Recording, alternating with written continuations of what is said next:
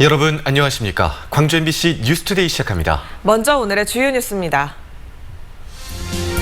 올여름 역대급 더위가 예고된 가운데 코로나19 여파로 무더위 쉼터마저 문을 닫으면서 시민들의 불편이 커질 것으로 보입니다.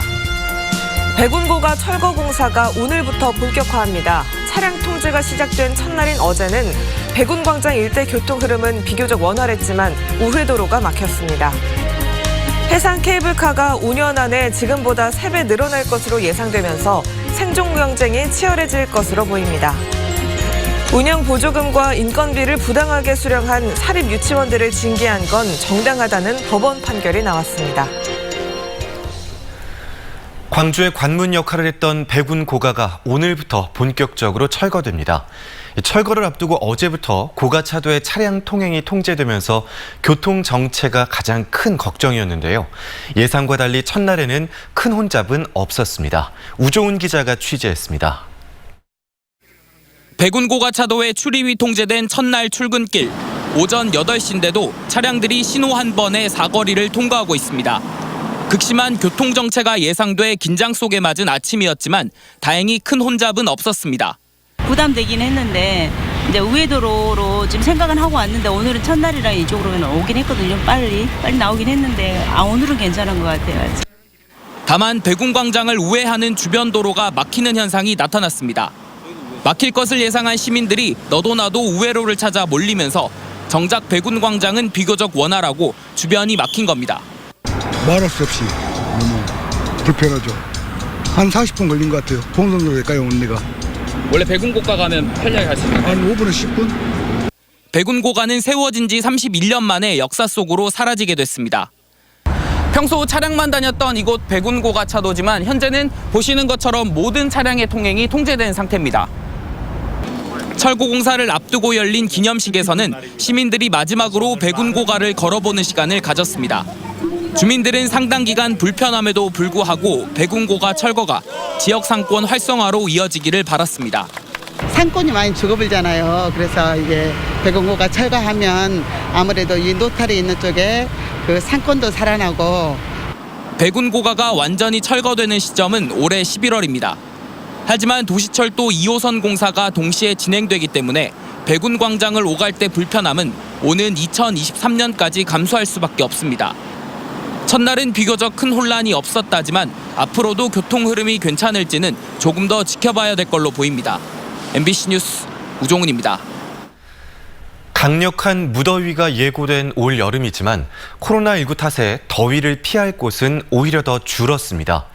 밀폐된 공간에서 에어컨까지 틀면 바이러스가 번지는 것이 우려돼 실내 무더위 쉼터들은 대부분 문을 닫은 상태입니다. 남궁욱 기자가 전해드립니다. 광주의 한 공원. 나무 아래 그늘마다 노인들이 모여 앉아 있습니다.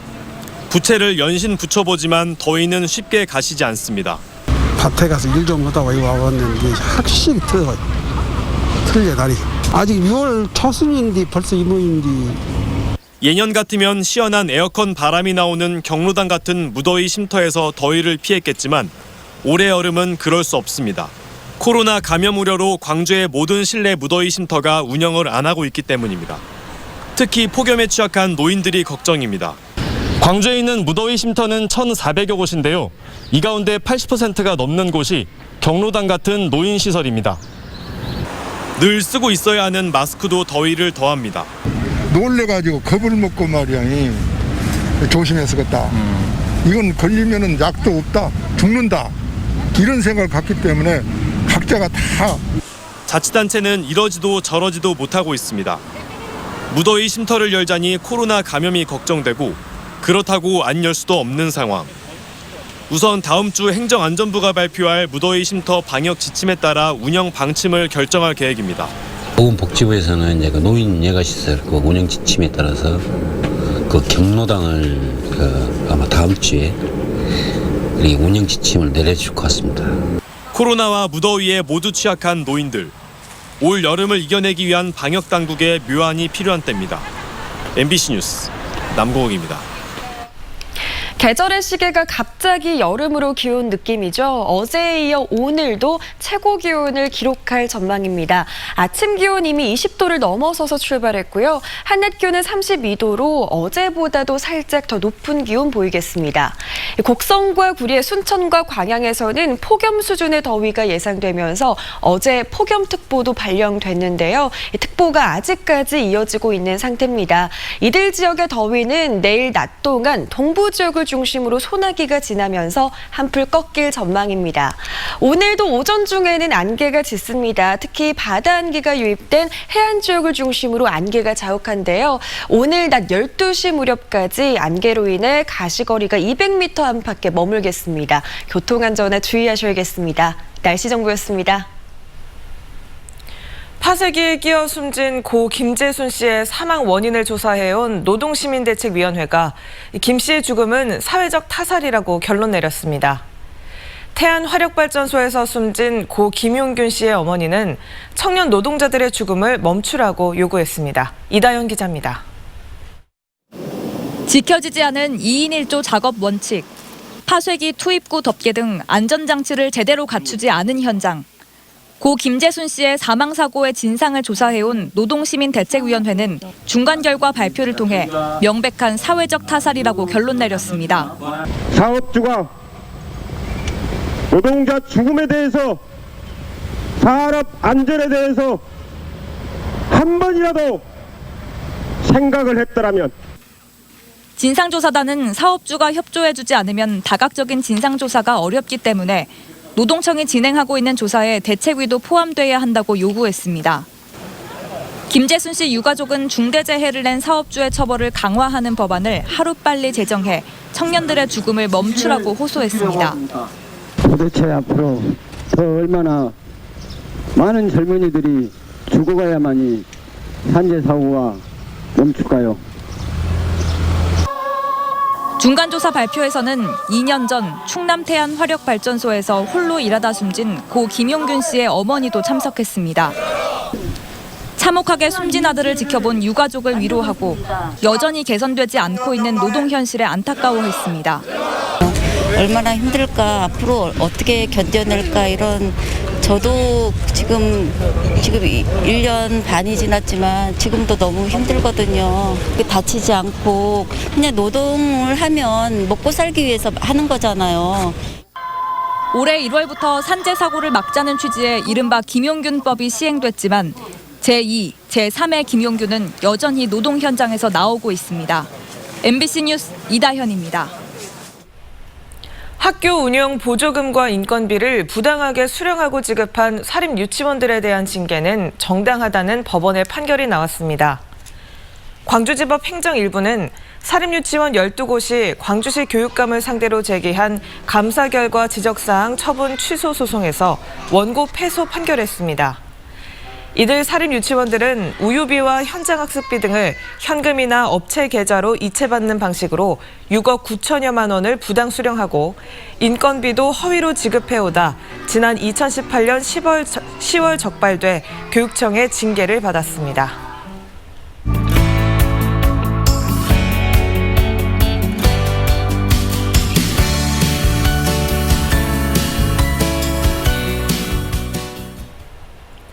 광주 광산구의 한 골목에는 조금 특별한 빵집이 있습니다. 쓰레기를 남기지 않는 방식으로 빵을 판매하고 가게에선 인문학 강연도 열리는데요. 이 공간을 운영하는 청년 서수민 사장은 빵과 장미가 있는 삶, 즉 몸과 마음이 모두 건강한 삶을 꿈꿉니다. 서수민 씨 이야기 직접 들어봤습니다. 몸과 마음 모두 건강하게 살기 위해서 빵집을 차린 청년입니다. 서수민 씨 만나보겠습니다. 안녕하세요. 네, 안녕하세요. 네. 빵이 먹는 거니까 몸이 건강해지는 건 알겠는데 마음까지 건강해지기 위해서 빵집을 차렸다. 이게 어떤 이야기가 있는지 궁금합니다.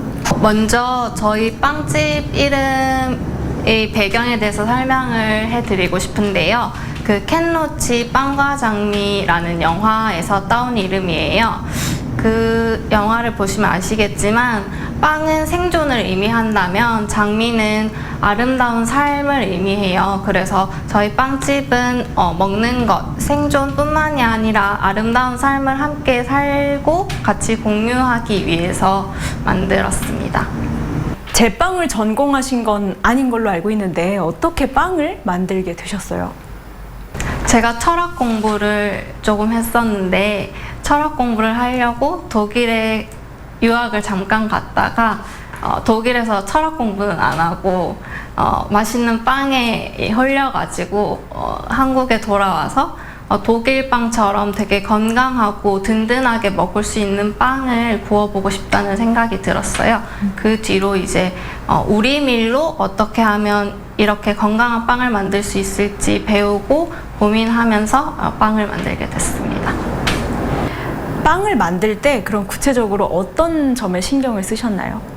설탕, 버터, 계란, 우유 4가지가 안 들어간 빵들이에요. 그래서 비건이신 분들도 부담 없이 드실 수 있는 빵들을 만들고 있고요. 당뇨 있으신 분들도 드실 수 있고요. 아토피 있는 아기들도 드실 수 있는 빵 만들고 있어요. 지금은 이제 코로나 때문에 좀 어렵겠지만 이 빵집에서 인문학 강의도 열린 걸로 알고 있어요. 뭐 어떤 행사들이 있었는지 그리고 왜 이런 행사들을 여셨는지 궁금합니다.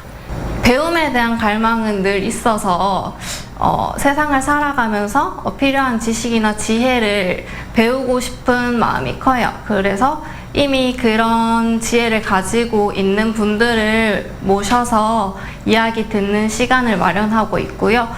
철저히 제 욕심과 저희 욕구대로 제가 모시고 싶은 분들을 모시고 있는데 같이 영화를 보거나 주제에 대한 토론을 나누는 시간도 있고요. 달마다 한 번씩 그렇게 가지고 있고 또 한 번씩은 비건 밥 모임이라고 해서 같이 모여서 비건식으로 동물성 재료를 사용하지 않고 누군가의 피를 흘리지 않고 흙이 묻은 음식을 나눠 먹는 시간도 가지고 있습니다. 저희 빵집에서 그런 공부를 같이 함께 하면서 서로 모두가 좀 자유인이 되기 위한 공부와 배움과 삶 실천을 해야겠다 그런 생각하고 있습니다. 빵도 만들고 인문학 강연도 하고 이런 활동들을 통해서 결국 수민 씨가 살고 싶은 삶의 모습은 어떤 걸까요? 어디 내놔도 손색 없고 부끄럼 없는 그런 빵을 만들고 싶고요. 그런 빵을 위해서 매일 새벽같이 일어나서 빵을 만들고 있고 이런 기술을 발전시켜 나가고 싶고요. 손님들과 농부님을 연결시키는 활동 그리고 프로그램을 만들어서 저희가 자연의 일부라는 것을 겸허히 받아들이는 그런 생각을 같이 나누고 싶고 친구들과 생태적인 삶을 사는 공동체를 꾸려서 그런 공간에서 빵을 만들면서 손님들, 농부님들 만나고 싶습니다. 네, 몸과 마음이 건강해지는 빵 이야기 잘 들었습니다. 말씀 고맙습니다. 감사합니다. 전국에서 해상 케이블카 설치가 잇따르고 있습니다. 앞으로 5년 안에 지금보다 3배 이상 늘어날 것으로 예상이 되면서 생존 경쟁이 불가피할 전망입니다. 박영훈 기자가 취재했습니다. 이순신 장군의 명랑 대첩지로 유명한 울돌목. 지난달 첫 삽을 뜬 해상 케이블카 공사가 한창입니다. 해협을 지나는 길이 920m, 사업비 360억 원을 들여 내년 11월 운행에 나설 예정입니다. 관광객은 한 100만 명 정도를 기대하고 있습니다. 음향 효과하고 증강 현실 그런 것을 도입을 해가지고 명량 대첩 그것을 간접 체험할 수 있도록 저희가 준비를 하고 있습니다. 현재 국내 해상 케이블카는 지난 2008년 통영을 시작으로 여수, 부산, 삼척, 사천, 목포 등 6곳입니다. 지역 랜드마크에다 돈이 되는 사업으로 인식되면서 진도, 경남 거제, 경북 영덕과 울진에서 사업이 추진되는 등 국내 해상 케이블카는 5년 안에 20곳에 이를 전망입니다. 그러나 국내 전체 500만 명대에 멈춰선 이용객 수를 감안하면 전망이 밝지만은 않습니다. 지금 상황에서는 향후에 1년에 50만도 못 태우는 케이블카들이 많이 늘어나지 않을까 생각을 하고 있습니다. 수백억대 초기 비용이 들어가 보통 흑자 경영을 위한 이용객 기준선이 연간 100만 명 정도인 해상 케이블카. 코로나19 사태 이후 단체 이용객 감소 등 관광 패턴마저 급변하면서 생존 경쟁은 더욱 치열해질 전망입니다. MBC 뉴스 박영훈입니다.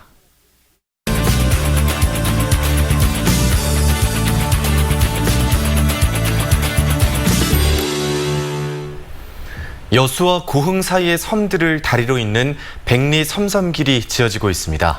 여수시는 이 중 조발도와 둔병도, 낭도, 적극도를 잇는 대교들을 버스로 살펴보는 투어 프로그램도 운영 중인데요. 어떤 볼거리 있는지 정수정 여행작가와 함께 살펴보시죠. 안녕하세요. 네, 안녕하십니까. 최근에 공모된 이름이죠. 백리 섬섬길. 어디부터 어디까지를 말하는 건가요? 네, 백리섬 섬길은 고흥에서 여수 간 백리길을 말하는데요. 섬과 섬을 잇는 길을 이름의 의미를 담고 있습니다. 네.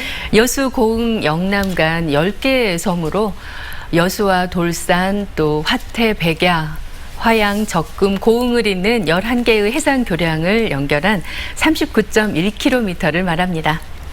네, 이 섬길을 좀 더 편하게 관광할 수 있도록 버스 투어도 운영 중인 걸로 아는데요. 네.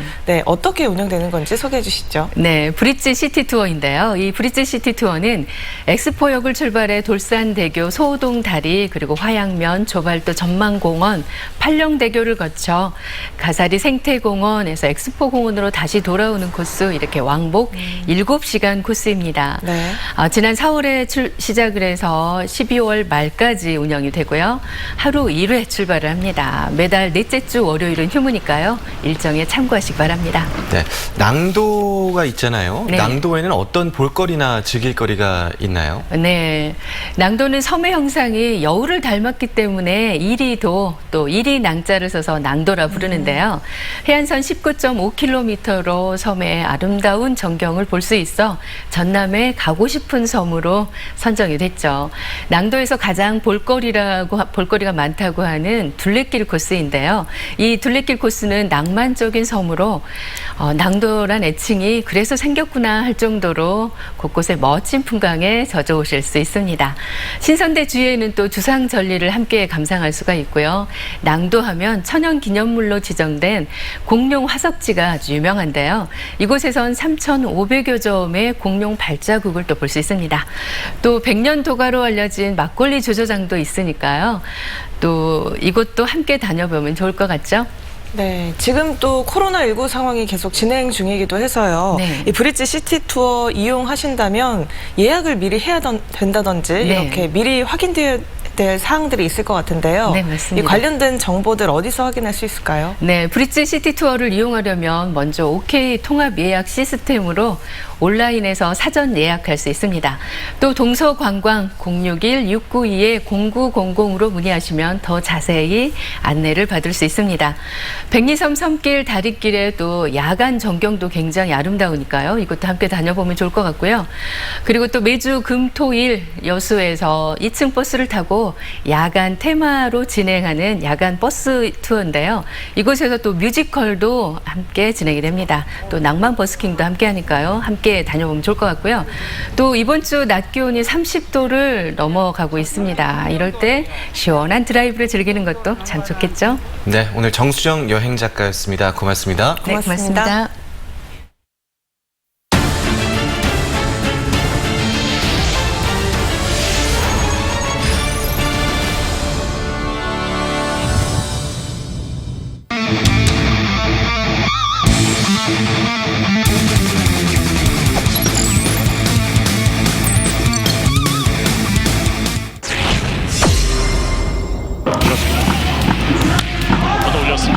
높게 떠올랐습니다. 외야 깊숙한 위치로 뻗어갑니다. 계속 타고 탑장 넘어갔어요. 남았습니다. 김원영 또 하나의 홈런포. 챔피언스 필드를 후령하는 리드오프 김원영의 홈런포.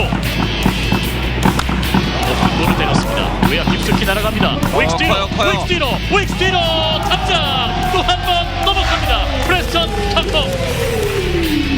대단한 흐름을 이용하는 프레스턴 턴커. 완벽한 타이밍이잖아요. 돌았습니다.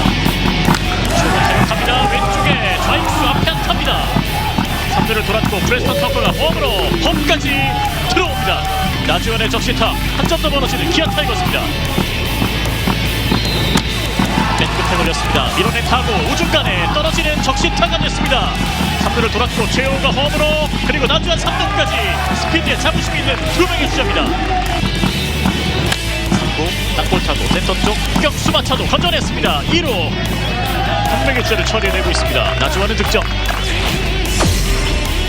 가장 많은 공격을 18개 올렸습니다.